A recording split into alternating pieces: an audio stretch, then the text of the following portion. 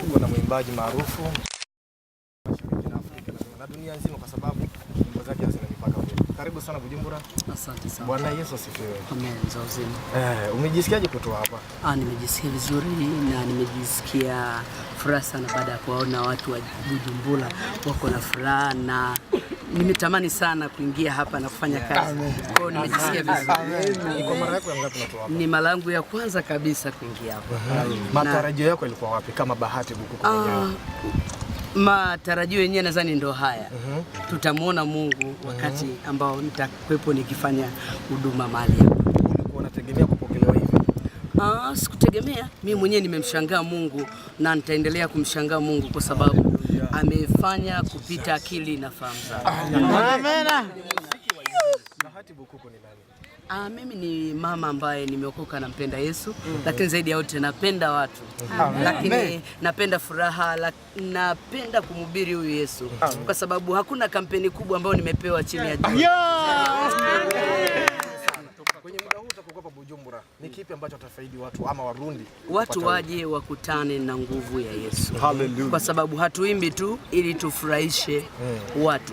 Tunaimba kwa sababu sauti yetu ni manukato mbele za Mungu. Na Mungu anaenda kufanya kitu kwa kupitia sauti tulizo nazo. Naamini hapa kuna waimbaji wazuri na mimi pia kwa kushirikiana nao tutafanya vizuri. Nataka tu neno moja kutoka kwenye Bible.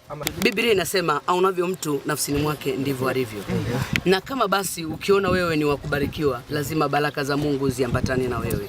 Na ukiona wewe ni wakukataliwa, basi ni wakati wako wa kutengeneza na Mungu. Tunatakiwa tu, unajua kile unachokili ndicho kinachokuwa. Kwa mimi ninaamini Biblia inasema mtu atakula matunda ya kinywa chake. Basi ninaamini kabisa watu wa Burundi watakula matunda ya kinywa chao kwa sababu wameokoka na wanamjua Mungu. Huu mji nimeusikia siku zote habari zake na ninajua wanamcha Bwana. Nalipenda hili. Ubarikiwe. Asante sana. Sauti nzuri kidogo ili wajue kwamba ni Bahati Bukuku kweli kabisa. Dunia haina huruma dunia haina fadhila dunia haina uchungu, mimi na maisha yangu. Hallelujah.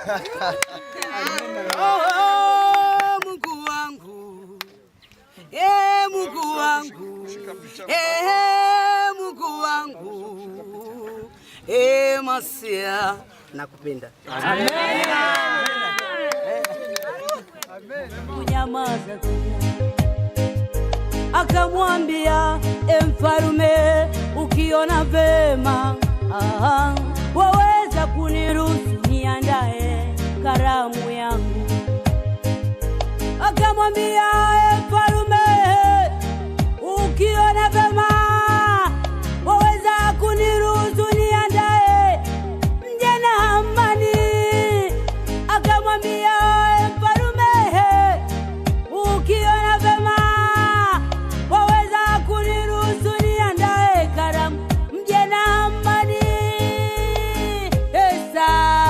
kwa maombolezo.